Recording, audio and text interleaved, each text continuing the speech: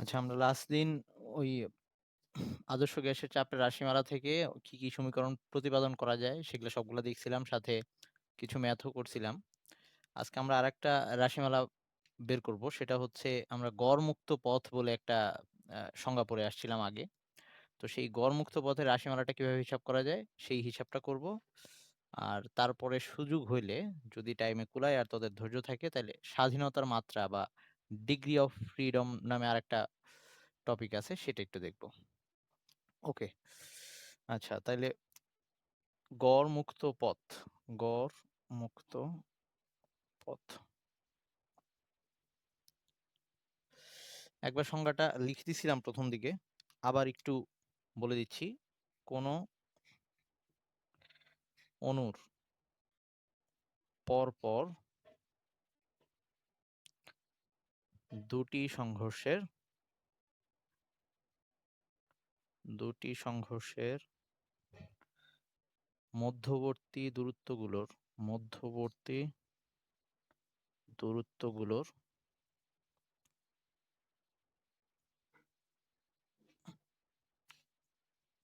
গড় নিলে যে দূরত্ব ওয়ালাইকুম আসসালাম, গড় নিলে যে দূরত্ব পাওয়া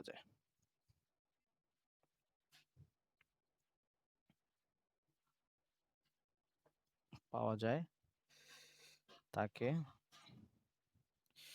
গড় মুক্ত পথ বলে। গড় মুক্ত পথ বলে, বা মিন ফ্রি পাথ। ওকে, তো এখন আসি, কোন অণুর পরপর দুটি সংঘর্ষের মধ্যবর্তী দূরত্বগুলোর গড় নিব। তার মানে ধর একটা অণু, এটা একটা গ্যাসের অণু, এখানে ধর আরো অণু আছে এরকম। তো আমি এই অণুটাকে খেয়াল করতেছি যে এই অণুটা প্রথমে এখানে একবার সংঘর্ষ ধাক্কা খাইলো, তারপরে এখানে ধাক্কা খাইলো, এটাই ধাক্কা খাইলো, এটাই ধাক্কা খাইলো, এটাই ধাক্কা খাইলো, এভাবে তার সংঘর্ষ ধর এই একটা, দুইটা, তিনটা, চারটা, পাঁচটা, এরকম সংঘর্ষ সংখ্যা হচ্ছে এন সংখ্যক ধর সংঘর্ষ হইল। ওকে, এরকম আপ টু এটা এন পর্যন্ত হবে আর কি। এন সংখ্যক সংঘর্ষ হইল, আর এই সময় সে দূরত্ব অতিক্রম করলো। ধর এই যে এইটুক এই প্রথম সংঘর্ষ হওয়ার আগে যেটুক, এইটুক পথের মধ্যে তার কোনো সংঘর্ষ হয় নাই। তো এটাকে যদি আমি এল অন বলি, এটাকে যদি এল টু বলি, এটাকে L three, L four, L five, তো তাহলে সে টোটাল যে দূরত্ব অতিক্রম করলো, তাহলে এগুলা সবগুলাকে যোগ করতে হবে। তো এরকম এই up to L five, L total, আচ্ছা এরকম এল এন পর্যন্ত যাবে আর কি দূরত্বটাও। ওকে, আচ্ছা ওখানে লিখলাম এল এন। তাইলে এখন আমি ওর তো অনেক, এই অণুটা যখন এই পুরাটা দৈর্ঘ্য গেছে, আই মিন মোট দৈর্ঘ্য যদি এল হয়, মানে সবগুলাকে যোগ করলে আমি যদি মোট দৈর্ঘ্য এল পাই, ওই পথটা যাইতে গিয়ে ও এন সংখ্যক সংঘর্ষ করছে। তাইলে আমি এভাবে বলতে পারি ব্যাপারটা ঐকিক নিয়ম অনুযায়ী,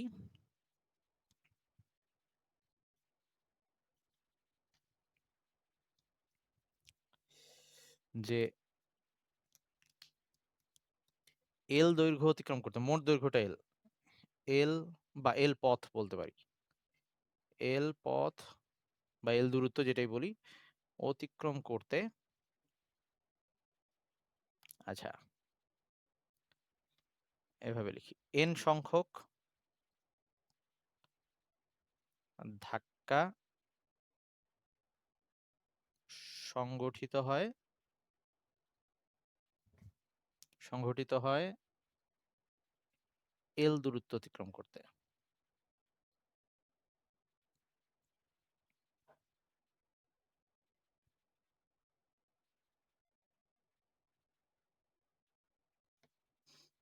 তাহলে আমার লাগবে কি যে তার এভারেজে প্রত্যেকটা ধাক্কা সংঘটিত হইতে কতখানি দূরত্ব অতিক্রম করে। তাহলে একটি ধাক্কা সংঘটিত হতে তার কত দূরত্ব অতিক্রম করতে হবে, এল বাই এন।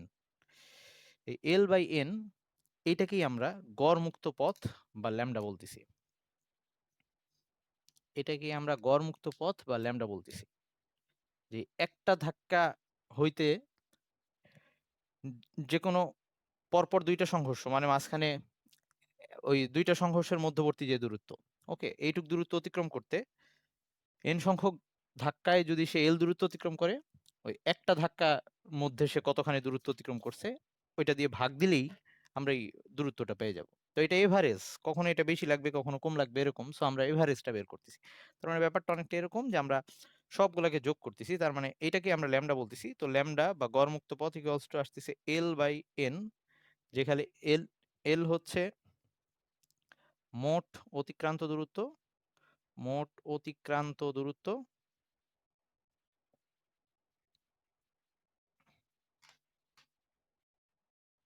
দূরত্ব বাই ধাক্কা সংখ্যা, কয়টা ধাক্কা খাইলো।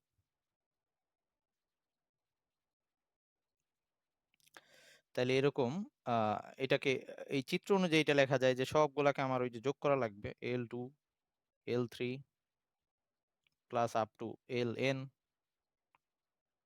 আর ডিভাইডেড বাই নিচে হচ্ছে মোট ধাক্কা সংখ্যা, n সংখ্যক ধাক্কা খেয়েছে এরকম আর কি।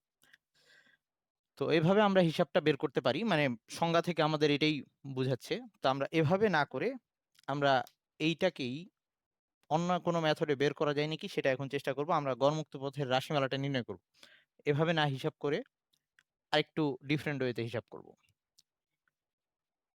তো এইটার জন্য আমরা যেটা করতেছি, ধর একটা গ্যাস নিলাম, একটা গ্যাসের মধ্যে অসংখ্য অণু আছে, এটা মুছলাম আমি, সবার আশা করি লেখা হয়ে গেছে।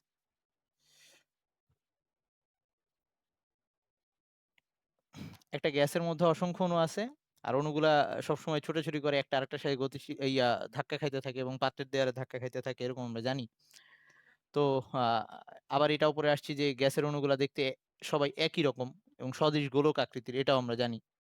একই গ্যাসের সবগুলো অণু দেখতে একই রকম। তো আমি একটা গ্যাসের যে কোনো একটা অণুকে বিবেচনা করতেছি, মানে তার দিকে লক্ষ্য রাখবো, ধর এটা সেই অণুটা, একটা গ্যাসের ভিতরে এটা সেই অণুটা।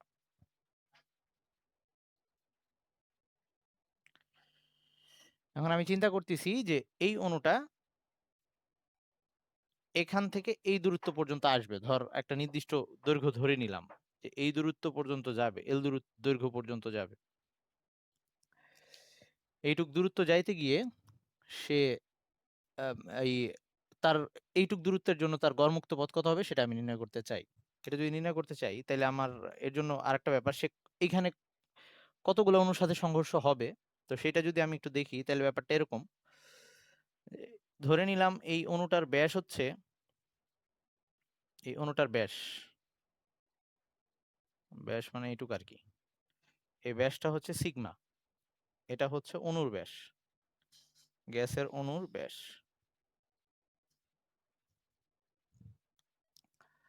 আচ্ছা, এই অণুটাকে একটা নোটেশন দেই, যেটা হচ্ছে অণু সি। তো এই অণুটা যখন এখান থেকে এই পর্যন্ত যাবে, ও তার আশেপাশের কোন অণুগুলোর সাথে ধাক্কা খাবে, ও কিন্তু এত দূরে একটা অণু থাকলে তার সাথে ধাক্কা খাবে না। ও অ্যাকচুয়ালি এখান থেকে এই পর্যন্ত যাইতে গিয়ে যদি কোনো একটা অণু তার এ, একটু কয়েকটা উদাহরণ দিই, যদি এইখানে থাকে এই পজিশনে এরকম, তাহলে তার সাথে ধাক্কা খাবে। এরকম এরকম পজিশনে থাকলে তো অবশ্যই ধাক্কা খাবে। যদি এইখানে একটা থাকে একদম ঠিক তার এই যে এরকম একটা পজিশনে, এরকম একটা পজিশনে, তাইলেও ধাক্কা খাবে, টাচ লাগবে। ওকে, আর এভাবে মাঝে আসলে তো টাচ খাবেই, এই ধাক্কাটা হবেই। কিন্তু এর থেকে যদি দূরে চলে যায় আর ওই অণুর সাথে ধাক্কা খাবে না। এটা কি তোরা বুঝতে পারতেছিস? এই অণুটা যখন এখান দিয়ে যাবে এই পর্যন্ত, এই এই যে এই অণুর চেয়ে বেশি দূরে যদি আর কোনো অণু থাকে তাহলে সে তার সাথে ধাক্কা খাবে না, এটুকু বোঝা যাচ্ছে? হ্যাঁ, সরল পথে যাবে, অণুটা এখানে এই পর্যন্ত যাবে। যাওয়ার ক্ষেত্রে সে তার আশেপাশে যত অণু আছে সেই অণুগুলোর মধ্যে এই যে এই দূরত্বে আসলে তো হবেই, কিন্তু এই যে এই অণুটা তার থেকে যত দূরে আছে এর চেয়ে বেশি দূরে আসে অণুর সাথে ধাক্কা খাবে না, এটুকু বোঝা যায়, কারণ এটা তার একদম টাচে। বুঝছিস সবাই? একটু রেসপন্স করিস। আচ্ছা, এই আবির বুঝছিস? আবির বুঝছিস? আজিজ বুঝছিস নাকি?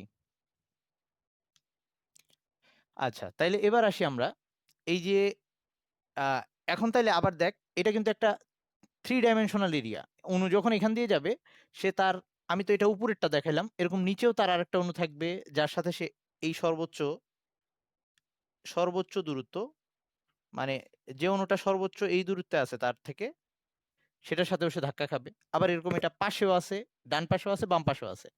মানে যদি আমি টোটালটা চিন্তা করি তাহলে ব্যাপারটা এরকম যে এই অণুটা যখন যাবে, যাওয়ার পথে যদি আমি এরকম একটা সিলিন্ডার এঁকে নিই, দেখতো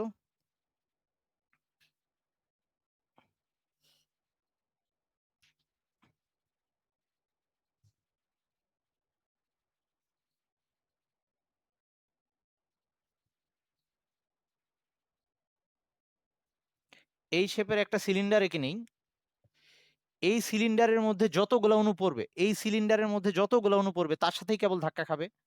এইটা কি বোঝা যায়? সিলিন্ডার কেন আঁকছি? কারণ ওই যে চারপাশেই কিন্তু অণু আছে, 3 ডাইমেনশনাল যেহেতু।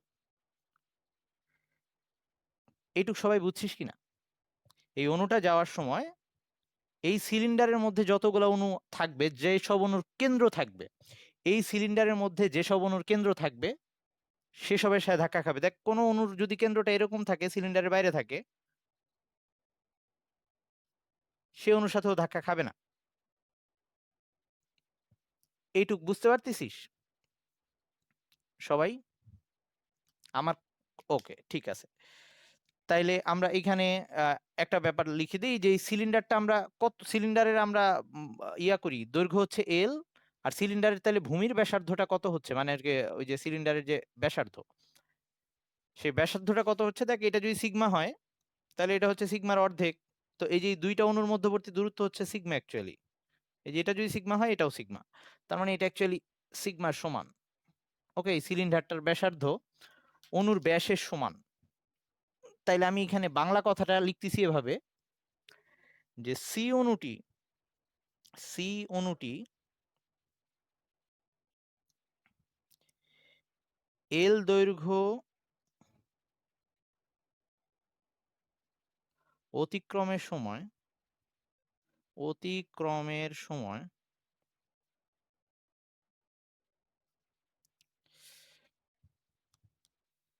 শুধুমাত্র যেসব অণুর কেন্দ্র এল দৈর্ঘ্য ও সিগমা ব্যাসার্ধ বিশিষ্ট সিলিন্ডারের মধ্যে আছে তাদের সঙ্গে সংঘর্ষে লিপ্ত হবে।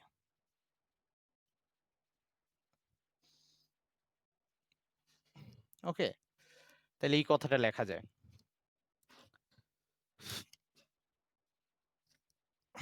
আমার সিলিন্ডারটা একটু মনে হয় শেপটা উল্টাপাল্টা হয়ে গেছে, সমস্যা নেই, তোরা বুঝে নিস। আচ্ছা, এবার আমরা যদি এইটার মধ্যে কয়টা অণু আছে এটা বের করতে চাই, তাহলে আমাদের আগে একটা জিনিস ধরে নিতে হবে। ধরলাম যে এখানে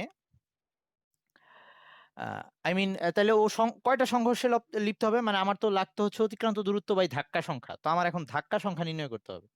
তো ধাক্কা যতগুলো অণু আছে ততগুলো অণুর সাথেই ধাক্কা খাবে এই সি অণুটা। তাহলে আমি অণুর সংখ্যা যদি বের করতে পারি এই সিলিন্ডারের মধ্যে কয়টা অণু আছে, তাহলে ওই অণুর সংখ্যাটাই হবে, মোট অণুর সংখ্যাই হবে ধাক্কা সংখ্যা। তাহলে আমরা এটা লিখতে পারি যে সুতরাং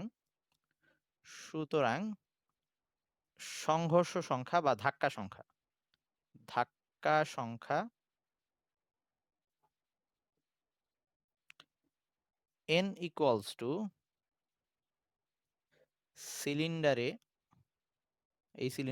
সিলিন্ডারে মোট অণুর সংখ্যা।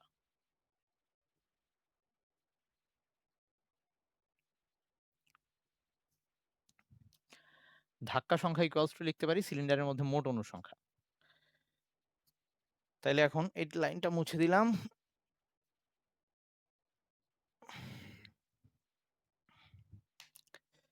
তাইলে আমরা এই n বের করতে পারি। সুতরাং n সমান সমান হচ্ছে, আমরা সিলিন্ডারে কয়টা অণু আছে এটা যদি বের করতে চাই, সিলিন্ডারের আয়তন, সিলিন্ডারের আয়তন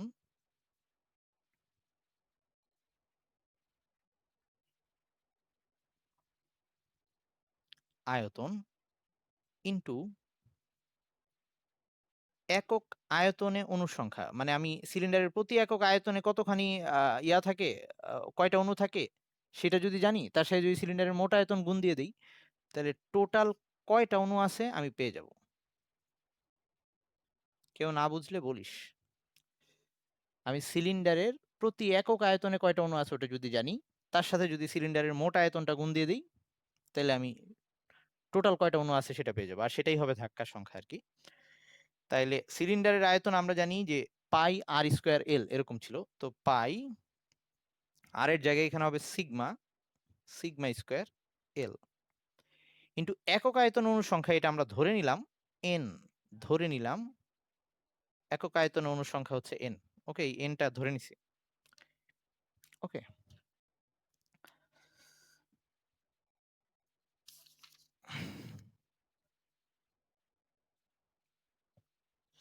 এইটুক নিয়ে কারো কোনো প্রবলেম আছে কিনা? আচ্ছা, তাহলে আমরা এখন কোনটা ভাইয়া? এন? এই যে এন এর পরিচয় একক আয়তন অণুর সংখ্যা, প্রতি একক আয়তনে কত অণু আছে সেটা বের করতে হলে ধরো যে আমরা ওই একটা গ্যাসের আয়তন আর তার ওই যে অণু সংখ্যা যদি বের করে ফেলি, আমরা অণু সংখ্যা 9 10-এ বের করার ওয়ে জানতাম যে এই যে এন সমান সমান এই যে N by N A equals to W by M, এভাবে আমরা গ্যাসের অণু সংখ্যা জানতে পারতাম। ওকে, এখান থেকে অণু সংখ্যা বের করা যেত। তো আমি একটা গ্যাসের যদি কত ভর কতখানি গ্যাস দিছে আমাকে সেটা যদি জানি, আর তারপর গ্যাসের আণবিক ভরটা যদি জানি, এখান থেকে গ্যাসের অণু সংখ্যাটা বের করে ফেলতে পারবো। আর গ্যাসের মোট আয়তন কতখানি আয়তনের গ্যাস নিছি সেটা থেকে ওই এন বাই এই অণুর সংখ্যা ডিভাইডেড বাই মোট আয়তন, এটা ভাগ দিয়ে একক আয়তনে কতখানি অণু আছে, এটা হচ্ছে মোট অণু সংখ্যা। এটাকে যদি আমি একক মোট আয়তন দিয়ে ভাগ দিই, একক আয়তনে কতখানি কয়টা করে অণু আছে সেটা আমি জেনে যেতে পারবো। তো ওটাকেই আমরা স্মল এন দিয়ে দেখাইছি যে গ্যাসের প্রতি একক আয়তনে কয়টা করে অণু আছে, অণুর সংখ্যা। আচ্ছা, তার মানে এই সি অণুটা যখন এখান থেকে ওই পর্যন্ত যাবে, এল দৈর্ঘ্য পর্যন্ত যাবে, সে টোটাল এতবার ধাক্কা খাবে। তাহলে আমি তার ল্যামডা বের করে ফেলি, যে আমরা জানি গড়মুক্ত পথ ল্যামডা ইকুয়ালস টু হচ্ছে, একটু আগে পরে আসছি, এল বাই এন, আর হচ্ছে অতিক্রান্ত দূরত্ব বাই ধাক্কা সংখ্যা। দেখে এই যে এখানে এল আর নিচে হচ্ছে এন এর মান পাইলাম pi sigma square L into N. তাহলে লাস্টে আমাদের যেটা আসলো,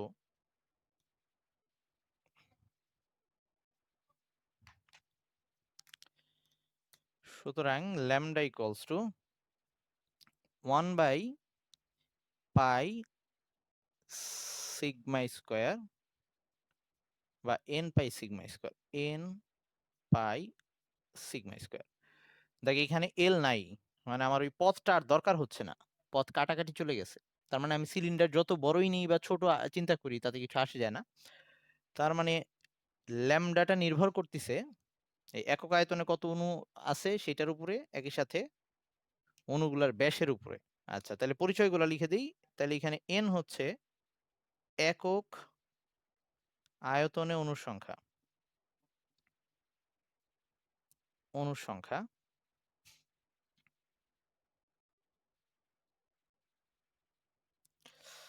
আর সিগমা হচ্ছে অণুর ব্যাস।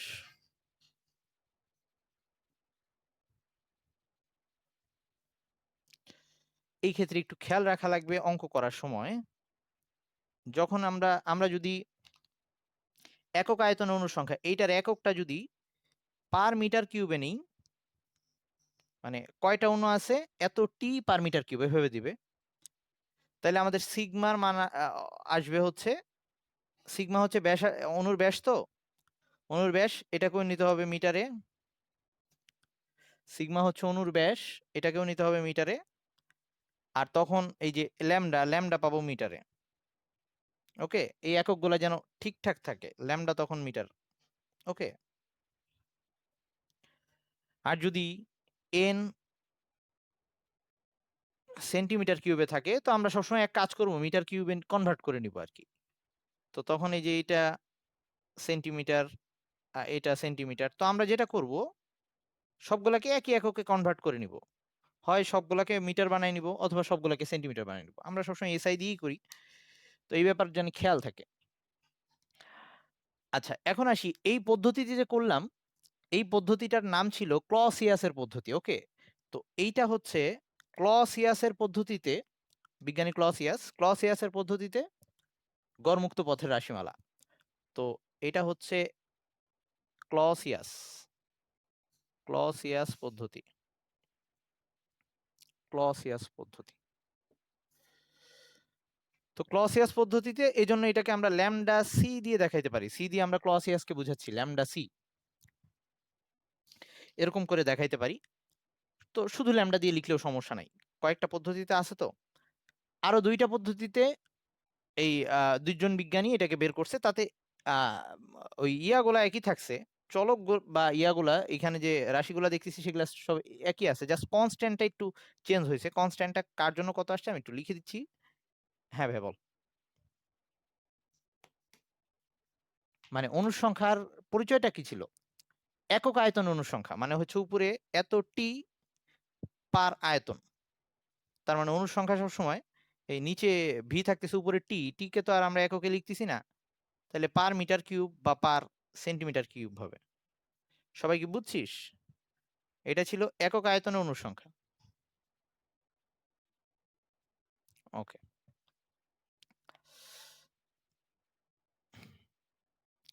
আচ্ছা, বা এটাকে ওই যে এভাবেও লিখতে পারি আমি, একক আয়তন অনুসংখ্যা মানে হচ্ছে এই capital N by V, capital N by V, এটার একক তো টি, আর এটা একক হচ্ছে মিটার কিউব বা সেন্টিমিটার কিউব। সো এরকম আসবে অনুসংখ্যার একক, একক আয়তন অনুসংখ্যার এককটা এরকম আসবে।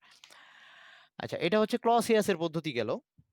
আরো দুইজন বিজ্ঞানী, তাদের জন্য একটা হচ্ছে, এটার জন্য আমাদের প্রুফ লাগবে না, শুধু বোলজম্যান, এটা হচ্ছে বিজ্ঞানী বোলজম্যান, তার সূত্রের সব ঠিক আছে, এই যে এন পাই সিগমা স্কয়ার সব ঠিক আছে। এখানে যে কনস্ট্যান্টটা এক ছিল, ওয়ান ছিল, সেই কনস্ট্যান্টটা শুধু চেঞ্জ হয়েছে, কনস্ট্যান্টটা আসছে 3/4, কনস্ট্যান্টের মানটা শুধু চেঞ্জ হয়েছে। ওকে, আমরা অঙ্কে যে কোনো একটা দিয়ে করলেই হয়, কারণ খুব বেশি, এই যে 3/4 মানে হচ্ছে 0.75, আর ওখানে ছিল 1, মানে খুব বেশি তফাৎ হয় না। আচ্ছা, আর হচ্ছে উম, এটা গেল বোলজম্যানের জন্য, পাশে লিখে দিই বোলজম্যান পদ্ধতি বা বোলসম্যান, যেটাই বলি না কেন একই কথা।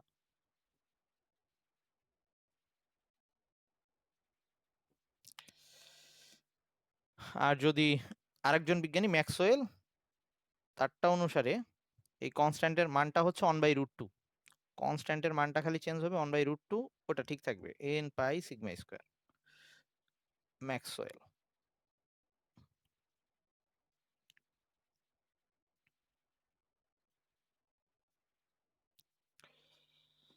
ওকে, তো আমরা খালি এই সমীকরণগুলো মনে রাখবো, কারণ অবজেক্টিভে মাঝে মাঝে দিয়ে দিতে পারে। আবার কখনো কখনো অঙ্কের মধ্যে যদি এরকম বলে দেয় যে ইয়া কি বলে, ম্যাক্সওয়েল পদ্ধতিতে গড়মুক্ত পথ নির্ণয় করো অথবা বলছেন, তখন আমার কিন্তু আর কিছু করার নাই, যেটা বলবে সেই সমীকরণটা ইউজ করতে হবে।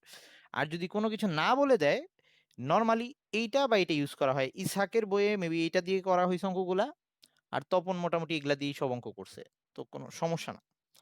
কখনো আবার এরকম বলে যে দুইটাই বের করতে বলে, যে দুইটার তুলনা করো, এরকম বলে, তাহলে একবার তুই বোলজম্যান দিয়ে বের করবি, আরেকবার ক্লসিয়াস দিয়ে বের করে তুলনা করলেই হবে। অথবা আগেই আমরা এটাকে ভাগ দিয়ে নিতে পারি, যে দুইটার মধ্যে তো সেম জিনিস আছে, তো ওই যে একটার তুলনায় আরেকটা কত গুণ হবে সেটা ওভাবে বের করে নিতে পারি।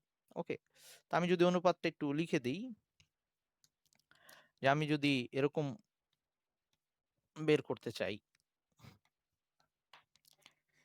যে ক্লসিয়াসের সাথে যদি বাকি দুইটার তুলনা করি, ক্লসিয়াসের সাথে ল্যামডা, মানে ক্লসিয়াস যে গড়মুক্ত পথ নির্ণয় করছে তার সাথে যদি আমরা বোলজম্যানের গড়মুক্ত পথের অনুপাত করি, তাহলে কত আসতেছে? ক্লসিয়াস হচ্ছে এই 1 n পাই সিগমা স্কয়ার আর অনুপাত এটা হচ্ছে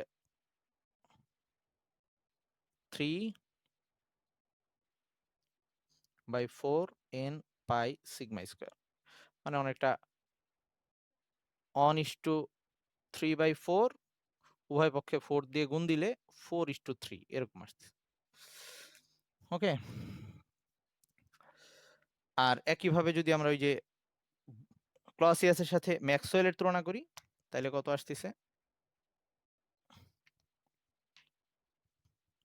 ক্লসিয়াসের সাথে যদি ম্যাক্সওয়েলের তুলনা করি, আই মিন ম্যাক্সওয়েলের যে গড়মুক্ত পথের, তাহলে on an pi sigma square অনুপাত 1/√2 n পাই সিগমা স্কোয়ার।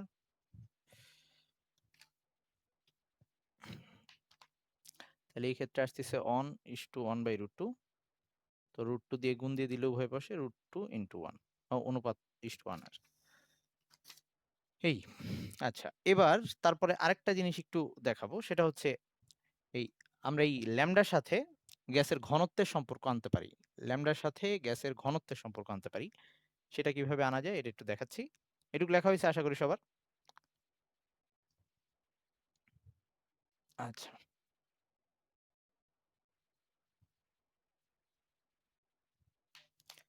তাহলে গড় মুক্ত পথের সাথে গড় মুক্ত পথ ও ঘনত্বের সম্পর্ক, গ্যাসের ঘনত্বের সম্পর্কে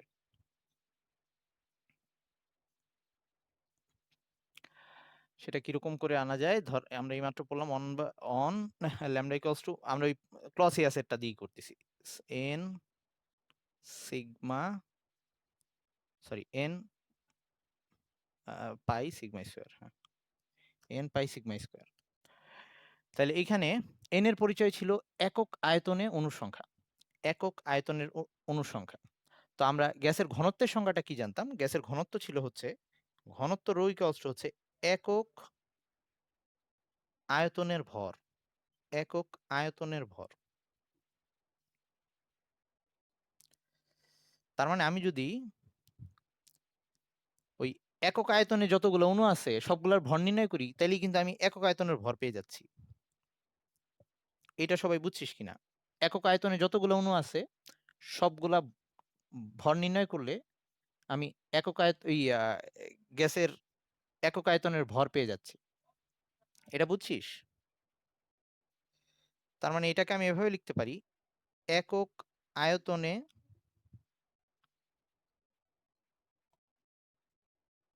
রো ঘনত্ব, এটাকে এভাবে লিখতে পারি, একক আয়তন অণুর সংখ্যা ইন্টু প্রতিটি অণুর ভর, প্রতিটি অণুর ভর, প্রতিটি অণুর ভর। হ্যাঁ হ্যাঁ, রো, ঘনত্বকে সবসময় আমরা রো দিয়েই দেখাই। আচ্ছা, এখন আসি, একক আয়তনে অণুর সংখ্যাকে আমরা কি দিয়ে লিখছিলাম একটু আগে? ওই স্মল এন দিয়ে লিখছিলাম, ছোট স্মল এন, ছোট হাতের এন দিয়ে লিখছি। আর প্রত্যেকটা অণুর ভর ধরে নিলাম আমরা স্মল এম। ওকে, ধরে নিলাম প্রত্যেকটা অণুর ভর এম। তাই যদি হয় এই এন এম, এই জিনিসটাকে আমরা বলবো গ্যাসের ঘনত্ব। তা আমি এক কাজ করি, এখানে তো এন আছেই, আমি এটার সাথে এম আনার জন্য উপরে আর নিচে স্মল এম দিয়ে গুণ করতেছি। তাহলে নিচে এরকম আসবে M N into pi sigma square. তো তাতে যা দাঁড়াইলো, সুতরাং ল্যামডা ইকুয়ালস টু ওই উপরে এম থাকতেছে আর নিচে আসলো রো পাই সিগমা স্কোয়ার, বা পাই সিগমা স্কোয়ার রো, যেটাই বলি না কেন। এখন এটা হচ্ছে তার মানে ঘনত্বের সাথে ল্যামডা সম্পর্ক। তো এখান থেকে আবার যদি আমরা বলি যে যেহেতু M pi sigma square, M হচ্ছে অণুর ভর, কনস্ট্যান্ট জিনিস, পাই হচ্ছে একটা কনস্ট্যান্ট, আর সিগমা অণুর ব্যাস, এটাও কনস্ট্যান্ট। তো এই পুরোটা যদি কনস্ট্যান্ট ধরি তাইলে আমাদের ব্যাপারটা এরকম আসতেছে যে এই যে এন আছে এখানে, আমি জানি এম এন সমান সমান ঘনত্ব, তাহলে আমি উপরে নিচে এম দিয়ে গুণ করছি, এই সমীকরণটার উপরে নিচে এম দিয়ে গুণ করছি লব আর হরকে, তাতে এটা এম আসছে mn এই জায়গায় রো বসাই দিছি। আচ্ছা, এখন যেটা হয়েছে, তাহলে আমরা এই m হচ্ছে অণুর ভর, সিগমা পাই স্কয়ার, এরা যেহেতু ধ্রুবক, তাহলে আমরা লিখতে পারি যেহেতু m পাই সিগমা এরা ধ্রুবক বা ধ্রুব, সুতরাং ওই যে এরকম দাঁড়াচ্ছে যে ওই পুরাটা ধ্রুবক ইন্টু 1/ρ, মানে ল্যামডা ইজ প্রপোর্শনাল টু হচ্ছে 1/ρ, অর্থাৎ গ্যাসের গড় মুক্ত পথ, একটা গ্যাসের অণুর গড় মুক্ত পথ, সেটা হবে তার ঘনত্বের ব্যস্তানুপাতিক।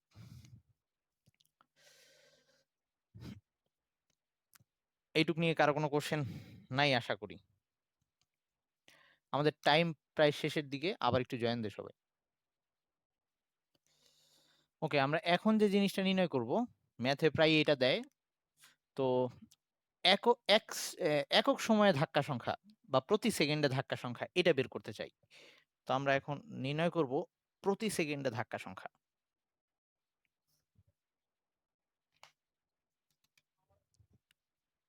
প্রতি সেকেন্ডে ধাক্কা সংখ্যা।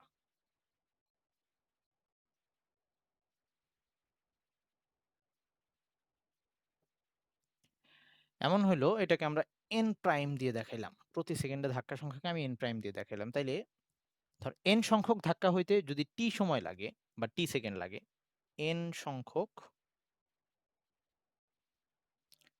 ধাক্কার জন্য, এটাকে প্রতি সেকেন্ডেও বলতে পারে বা একক সময়ে ধাক্কা সংখ্যা এভাবে বলতে পারে, ধাক্কার জন্য প্রয়োজনীয় সময় সময় টি সেকেন্ড।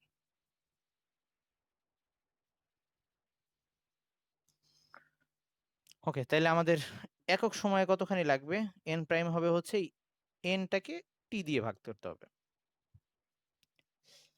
এটা নিয়ে আশা করি কারো কোনো কোশ্চেন নাই, যে টি সময়ে যদি এন সংখ্যক ধাক্কা হয়, একক সময়ে ওই টি দিয়ে ভাগ করা লাগবে। তো অলরেডি আমরা ল্যামডা সমান সমান জেনে আসছি এল বাই এন, এটা আমরা জানি।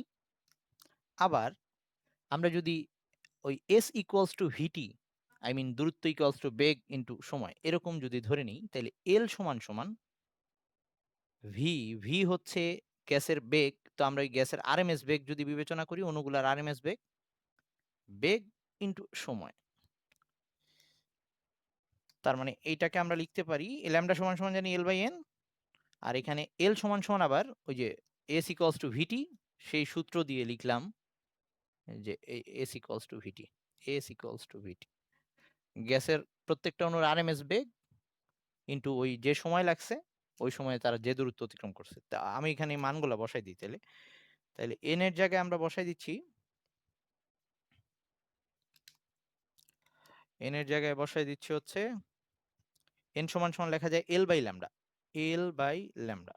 ওকে, আর টি এর জায়গায় আবার বসানো যায়, টি এর জায়গায় বসানো যাবে হচ্ছে এল বাই সি আরএমএস।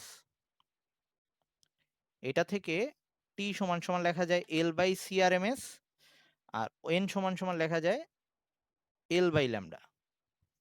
আচ্ছা, আমি যাতে প্রবলেম না হয় তাদের বুঝতে, এভাবে লিখি, এন সমান সমান লেখা যায় হচ্ছে এল বাই ল্যামডা উপরে লিখলাম, আর টি সমান সমান লেখা যাচ্ছে C L by C R M S, L by C R M S. তাহলে এখন এটা থেকে কাটাকাটি করে আমাদের যেটা আসতেছে, সুতরাং সুতরাং প্রতি সেকেন্ডে ধাক্কা সংখ্যা, যেটাকে আমরা এন প্রাইম দিয়ে বলতেছি, যদি কখনো আমাদের এটা বের করতে বলে, তাহলে এল এল কাটাকাটি চলে যাবে, সি আর এম এস উপরে চলে যাবে, ল্যামডা নিচে আসবে, C R M S by lambda. তার মানে আমার ওই গ্যাসের আরএমএস বেগ বের করে, অণুর আরএমএস বেগ বের করে গড়মুক্ত পথ দিয়ে ভাগ দিলে আমরা একক সময়ে বা প্রতি সেকেন্ডে ধাক্কা সংখ্যা কত সেটা নির্ণয় করতে পারবো। ওকে, এইটুক নিয়ে কারো কোনো কোশ্চেন আছে? আচ্ছা, ওকে। এবার আমরা একটা আ নতুন টপিকে যাচ্ছি। সেটা হচ্ছে স্বাধীনতার মাত্রা বা ডিগ্রি অফ ফ্রিডম কি জিনিস বলতেছি। এই জিনিসটা কিন্তু বইয়ে নাই। লাস্টে যেটুক করলাম তপনের বইয়ে নাই। মানে ম্যাথের মধ্যে জিনিসটা আনছে একটু জটিল করে। কিন্তু সরাসরি বইয়ে দেওয়া নেই। আচ্ছা, আ স্বাধীনতার মাত্রা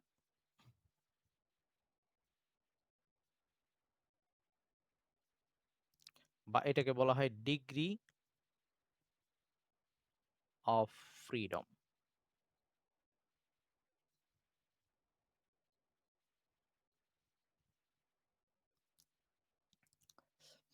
ধর এইটা আমরা তাপগতি বলছি যে এই চ্যাপ্টারটা বোঝার পরে তাপগতিবিদ্যা বুঝতে একটু সহজ লাগবে। তো ওখানে বারবার গিয়ে একটা কথা বলবো আমরা, সেটা হচ্ছে সিস্টেম। সিস্টেম বলতে আমরা বুঝি আমরা এই যে তাপগতীয় আ এই যে প্রক্রিয়াগুলা চালাচ্ছি, বা ধর আমি একটা গ্যাস নিয়ে কথা বলতেছি। তো আমার একটা গ্যাস নিয়ে যখন কথা বলতেছি, ওই পাত্রের মধ্যে থাকা গ্যাসটা বা গ্যাসের তাপমাত্রা নিয়ে কথা বলতেছি, তখন ওই পাত্রের মধ্যে থাকা গ্যাসটাকে আমি বলব সিস্টেম। ওকে? আই মিন যেটা আমার কনসিডারেশন এ বা বিবেচনা করতেছি। তারপরে ধর অথবা আমি যদি ধর একটা পাত্রে পানি আছে, সেই পানি নিয়ে কথা বলতেছি বা পানির তাপমাত্রা নিয়ে কথা বলতেছি, তাইলে ওই পানিটা হবে সিস্টেম। ওকে? আর তার চারপাশে যা আছে সেগুলাকে আমরা পরিবেশ বলবো। এটা নিয়ে আমরা তাপগতিবিদ্যায় আরেকটু ভালো করে বুঝবো।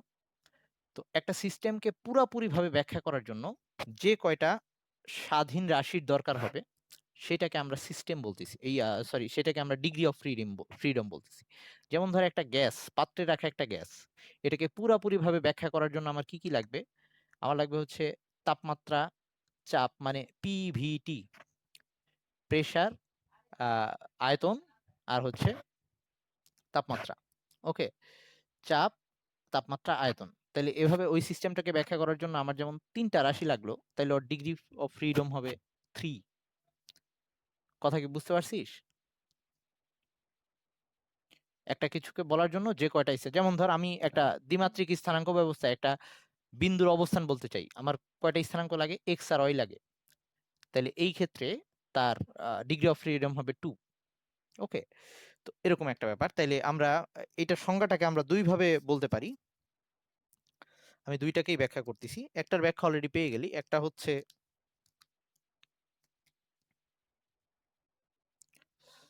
কোন গতিশীল সিস্টেমের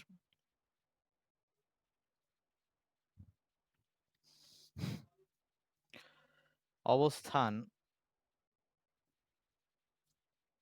সম্পূর্ণরূপে প্রকাশ করতে সম্পূর্ণরূপে প্রকাশ করতে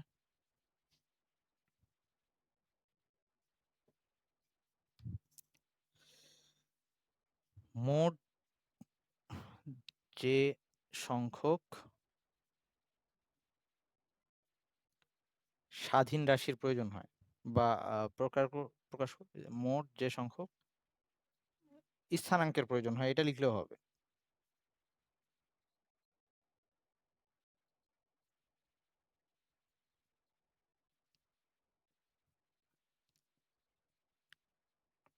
তাকে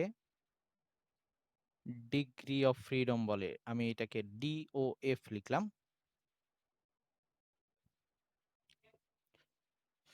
ওকে? অথবা আরেকটা ভাবে বলতে পারবো এটাকে,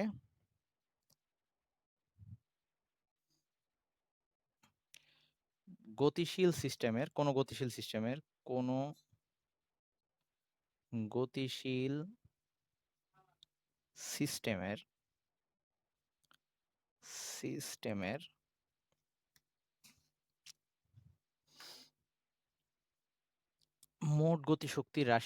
মোট গতিশক্তির রাশিমালায় যে কয়টি স্বাধীন স্বাধীন বর্গ রাশি পাওয়া যায়, বর্গ রাশি পাওয়া যায় সে সংখ্যাকে, আমি কোথাও বাংলা বানানে ভুল লিখলে বলিস কিন্তু, সে সংখ্যাকে DOF বলে।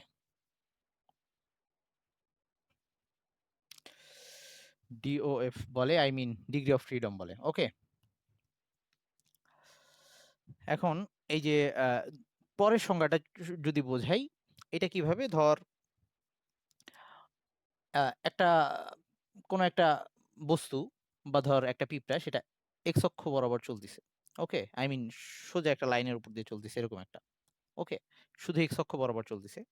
তাহলে ওর যদি আমি গতিশক্তি নির্ণয় করতে চাই, তাহলে গতিশক্তি নির্ণয় করতে হইলে যেটা এক্স অক্ষ বরাবর চলতেছে একমাত্রিক গতির ক্ষেত্রে, সেটা হবে half M V x square, মানে এই এক্স দিয়ে বোঝাচ্ছি এক্স অক্ষ বরাবর তার গতি। এখন যদি দ্বিমাত্রিক গতি হয়, সেই ক্ষেত্রে যদি এরকম হয় যে এই বোর্ডের উপরে একটা পিঁপড়া চলতেছে, মানে এটা হচ্ছে দ্বিমাত্রিক জায়গায়, আর এটা এক্স অক্ষ বরাবর ধর একটা সুতার উপর দিয়ে একটা পিঁপড়া হেঁটে যাচ্ছে, এরকম একটা অবস্থা। ওকে, সেই ক্ষেত্রে তার গতিশক্তি বলতে গেলে half M V x square লাগবে। আর যদি এই বোর্ডের উপরে একটা পিঁপড়াকে ছেড়ে দিই, তার গতি বলতে গেলে তার তখন কিন্তু বেগের দুইটা উপাংশ আছে, একটা এক্স অক্ষ বরাবর আর একটা ওয়াই অক্ষ বরাবর। তার গতিশক্তিটা তখন হবে দুইটা, একটা হচ্ছে half M V x square, মানে মোট গতিশক্তি হবে, আর একটা হচ্ছে হাফ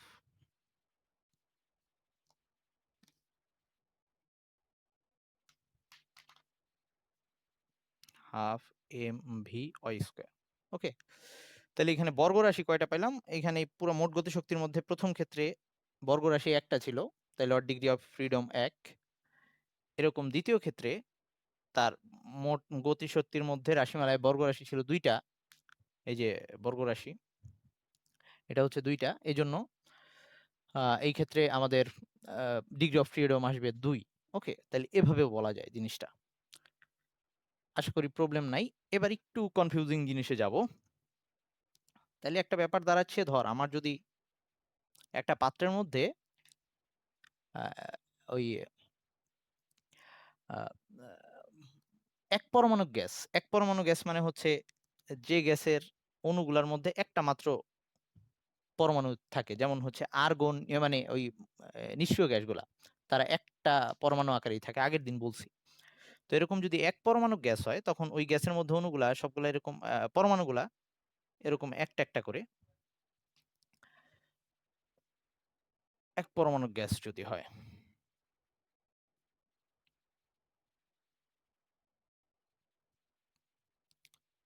তো এই ক্ষেত্রে আমার প্রত্যেকটা অণুর কথা যদি চিন্তা করি, একটা অণুর অবস্থান ব্যাখ্যা করার জন্য আমার কয়টা ইয়া লাগবে, ওই স্থানাঙ্ক লাগবে, এক্স ওয়াই জেড। ওকে, তিনটা স্থানাঙ্ক লাগবে। বা একটা অণুর গতি শক্তি বলতে গেলে আমার ওই যে গতি শক্তি আর তিনটা অক্ষে ভাগ হয়ে যাবে, একটা হচ্ছে এক্স অক্ষ ওয়াই অক্ষ, যেরকম মানে বর্গ রাশিও পাবো তিনটা। তার মানে ওর ক্ষেত্রে ডিগ্রি অফ প্রত্যেকটা পরমাণুর জন্য ডিগ্রি অফ ইয়া ওই ডিগ্রি অফ ফ্রিডম কত আসছে, তো সেটা যদি লিখি যে এক্ষেত্রে প্রতিটি পরমাণুর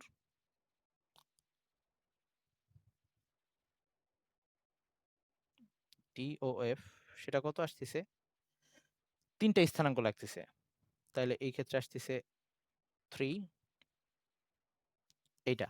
ওকে, প্রত্যেকটার জন্য 3 আসতেছে। এখন যদি এইখানে এক্স সংখ্যক অণু থাকে, যদি এরকম হয়, তাহলে সেই ক্ষেত্রে আমাদের মানে এক্স সংখ্যক পরমাণু থাকে আহ অণুতে, যেহেতু এক্স সংখ্যক, তাহলে ব্যাপারটা কি, এই ক্ষেত্রে এই এক পরমাণু গ্যাসের অণুগুলার ক্ষেত্রে প্রত্যেকটাতে পরমাণু ছিল একটা করে।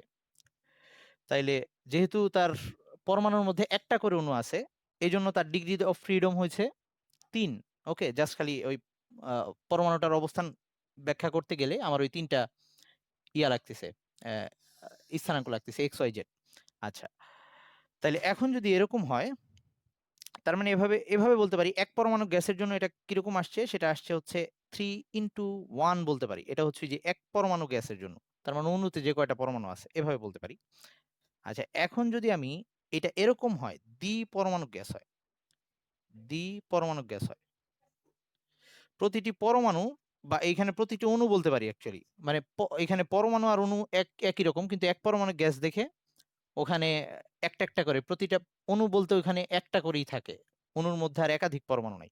আচ্ছা, এখন যদি দ্বিপরমাণু গ্যাস হয় তখন কিন্তু এখানে এরকম দুইটা করে অণু থাকবে, প্রত্যেক সরি দুইটা করে পরমাণু থাকবে প্রত্যেকটা অণুর সাথে। আচ্ছা, সেক্ষেত্রে প্রত্যেকটা অণুর ডিগ্রি অফ ফ্রিডম হওয়ার কথা 3 × 2, কারণ এই যে একটা অণুর জন্য আমি যদি ব্যাখ্যা করতে যাই তাহলে এই যে দুইটা প্রত্যেকটার মধ্যে যেহেতু দুইটা করে পরমাণু আছে, এটার জন্য এক্স ওয়াই জেড লাগবে, এটার জন্য এক্স ওয়াই জেড লাগবে, এরকম হওয়ার কথা, এখানে আসার কথা 3 × 2। এটাই তো সবাই আশা করতেছিস নাকি?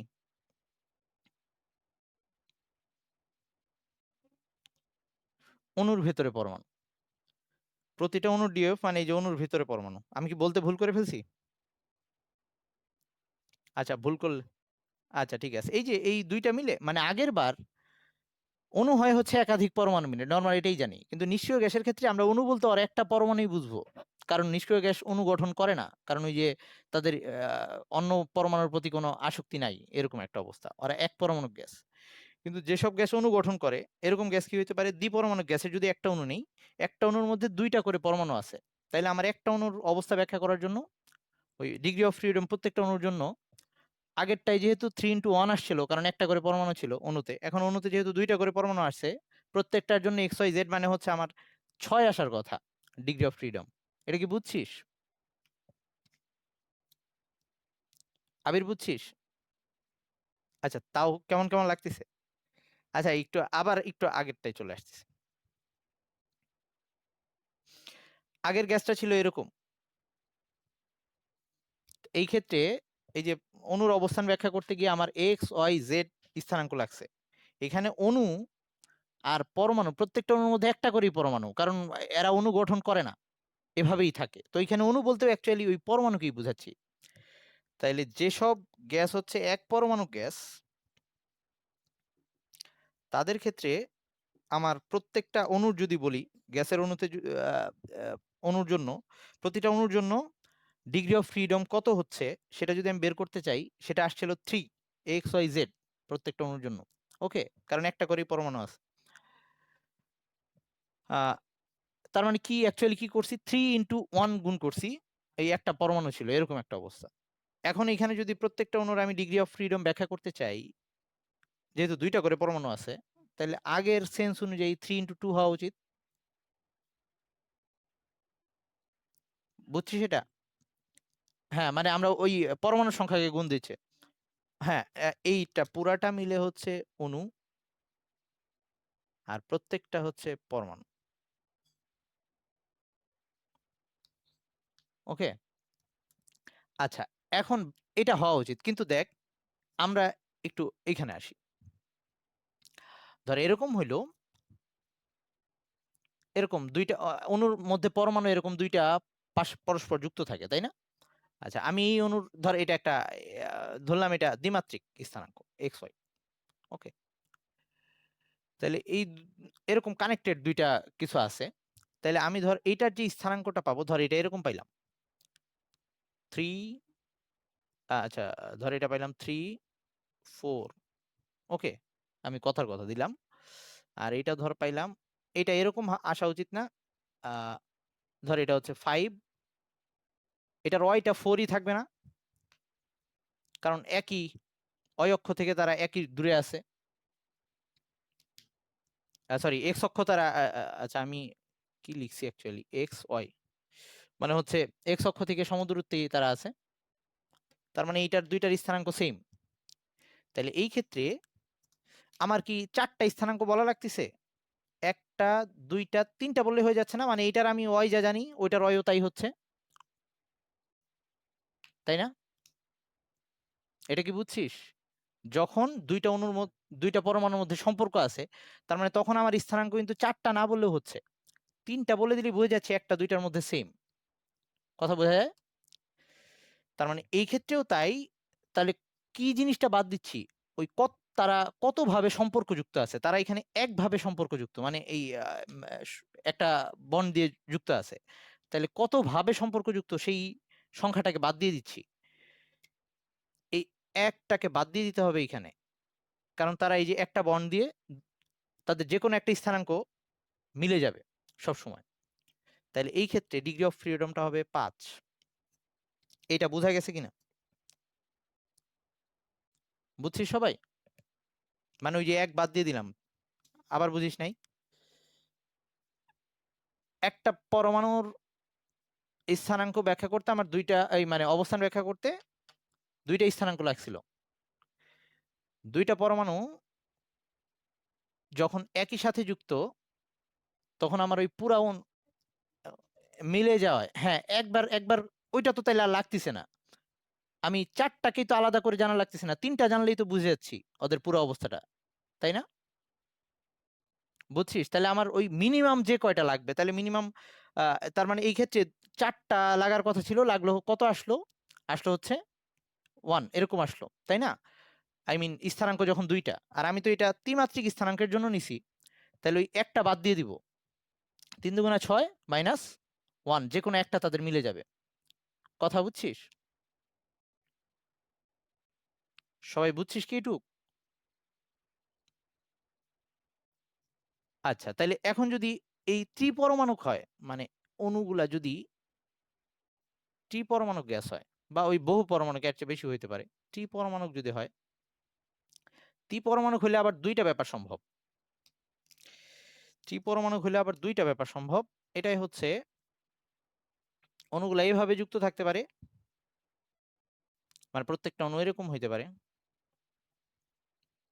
আবার এরকম হইতে পারে, বিভিন্ন শেপ হইতে পারে, এগুলো শেপের উপরে ডিপেন্ড করে। ধর আমরা এই শেপের জন্য যদি লিখি, এই শেপের জন্য তারা কত ভাবে সম্পর্কযুক্ত এটা যদি বলি, দেখ কত ভাবে, এটা থেকে এটা সমদূরত্বে আছে, এটা থেকে এটা সমদূরত্বে আছে, মানে সম্পর্ক সর্বোচ্চ দুইটাই বানাইতে পারি। বা এই দিক থেকে যদি চিন্তা করি, এটা থেকে এটা সমদূরত্বে আছে, এটা থেকে এটা সমদূরত্বে আছে, দুইটাই সম্পর্ক সম্ভব না সর্বোচ্চ, আর বানানো যাচ্ছে না কিন্তু।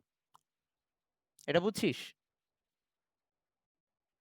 আচ্ছা, তাইলে এই ক্ষেত্রে বলতো, তাহলে ডিগ্রি অফ ফ্রিডম কত আসা উচিত?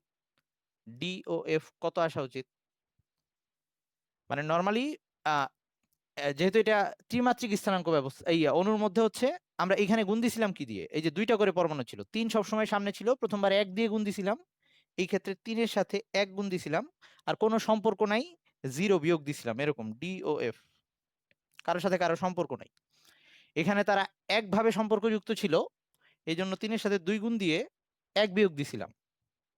এইবার এবং দুইটা করে পরমাণু ছিল, এবার 3টা করে পরমাণু আছে, তারা দুইভাবে সম্পর্কযুক্ত, তাহলে কি করব? 3-এর সাথে কত গুণ দিব? 3 গুণ দিব, বাদ দিব কত? বাদ দিব কত? 2 বাদ দিব, 2 বাদ দিব, জাস্ট 2 বাদ দিব, 2 বাদ দিব, 2 বাদ দিব। তারা প্রত্যেকটা অণুর মধ্যে পরমাণুগুলা দুই ভাবে সম্পর্কযুক্ত, এখানে তো অসংখ্য অণু আছে। হ্যাঁ, তাইলে হচ্ছে 3 মানে আর কি 7 আসতেছে, ডিগ্রি অফ ফ্রিডম 7 আসতেছে। এখন যদি এই গ্যাসটাই এভাবে থাকতো, এই গ্যাসটাই এভাবে থাকতো, এই তো শেষ ভাইয়ের দ্বার, শেষ শেষ ভাই। এই গ্যাসটাই অণুগুলার গঠন যদি এরকম হইতো, এখানে একটা অণু, এখানে একটা অণু, ত্রিভুজ শেপে আছে অণুগুলা, এটাও কিন্তু অণুর মধ্যে পরমাণুগুলা আর কি। এই ক্ষেত্রে ডিগ্রি অফ ফ্রিডম কত হইতো? DOF, ওই যে 3-র সাথে তো গুণ দিচ্ছি, আগের বারে 1 গুণ দিছি, কারণ একটা করে পরমাণু ছিল অণুতে, দুইটা করে পরমাণু ছিল, এখানে 3টা করে পরমাণু ছিল, এখানেও 3টা করে পরমাণু আছে, 3 × 3 হবে। কিন্তু এবার কয় ভাবে সম্পর্কযুক্ত তারা? 3 ভাবে। এটার সাথে এটার দূরত্ব ফিক্সড, এটার সাথে এটার দূরত্ব ফিক্সড, আবার এইটার সাথে এটার দূরত্ব ফিক্সড। যে দিক থেকেই চিন্তা করি, এই 3টার বেশি সম্পর্ক পাওয়া যাবে না। ওকে, তার মানে এবার বিয়োগ দিব 3, তার মানে এই ক্ষেত্রে ডিগ্রি অফ ফ্রিডম হবে 3 × 3 = 9, আর 9 থেকে 3 বিয়োগ দিলে আসতেছে হচ্ছে 6। আচ্ছা, তাহলে ডিগ্রি অফ ফ্রিডমে যদিও শুধু সংজ্ঞাই আসবে, তবু যদি অবজেক্টিভ গুলো আসে এভাবে যেন বের করতে পারে। তাহলে সূত্রটা কি দাঁড়াইলো? সূত্রটা এরকম দাঁড়াইলো, আমি একটু সূত্রটা লিখে দিই। তাহলে ডিগ্রি অফ ফ্রিডম শর্টকাটে বের করার জন্য সূত্রটা সূত্রটা কি আসতেছে? ডিগ্রি অফ ফ্রিডম, সেটা হচ্ছে কয়টা উপাদান আছে, মোট স্থানাঙ্কের সংখ্যা, এটা বলি যে উপাদানগুলোর অবস্থান প্রকাশে সিস্টেমের উপাদানগুলোর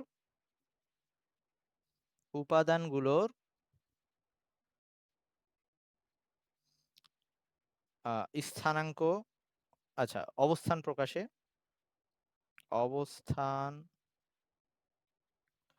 প্রকাশ করতে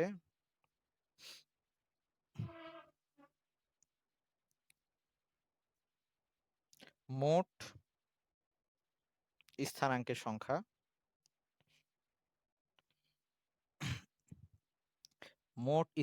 সংখ্যা,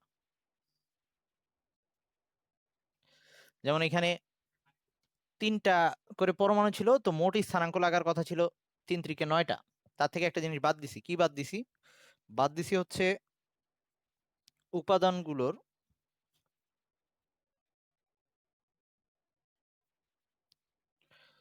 পরস্পরের মধ্যে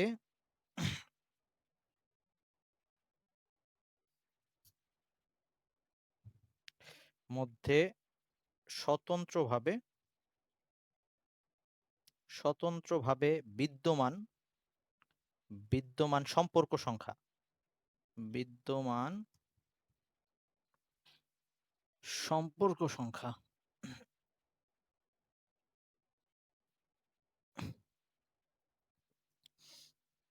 তাইলে এভাবে আমরা একটা সিস্টেমের ডিগ্রি অফ ফ্রিডম নির্ণয় করতে পারি, যে প্রত্যেকটা ওই কয়টা উপাদান, সেই উপাদানগুলোর অবস্থান প্রকাশ করতে মোট কয়টা স্থানাঙ্ক লাগতেছে, সেটা থেকে বাদ দিব উপাদানগুলোর মধ্যে পরস্পরের মধ্যে স্বতন্ত্রভাবে কয়টা সম্পর্ক আছে, সেটা বাদ দিলে আমরা ডিগ্রি অফ ফ্রিডম পেয়ে যাব। তো আজকে মনে হয় আমরা এই পর্যন্তই রাখতে পারি। এটা একটু জটিল ছিল, বাট এটা থেকে ওরকম আহামরি কোনো কঠিন কোশ্চেন আসবে না। আসলেই যে যে কয়টা দেখাইলাম এই কয়টাই আসবে। এক পরমাণু গ্যাসের জন্য ডিগ্রি অফ ফ্রিডম কত, দ্বিপরমাণু গ্যাসের জন্য ডিগ্রি অফ ফ্রিডম কত, ত্রিপরমাণু গ্যাসের জন্য আবার দুই ভাবে আসবে। এরকম বলবে যে যদি সরল রৈখিক হয় তখন কিরকম হবে, যদি ত্রিভুজ শেপ হয় তখন কি হবে, এরকম।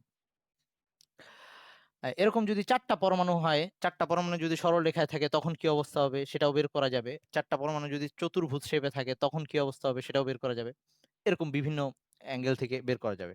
আবার 4টা পরমাণু যদি মানে আর কি আরো যদি ডাইমেনশনে এরকম তাদেরকে সাজানো যায়, তাহলে সেই ক্ষেত্রে ডিগ্রি অফ ফ্রিডম গুলো এইভাবে আমরা হিসাব করতে পারবো। তাহলে আজকে আমাদের এই পর্যন্ত থাকুক। ভালো থাকিস সবাই। আল্লাহ হাফেজ।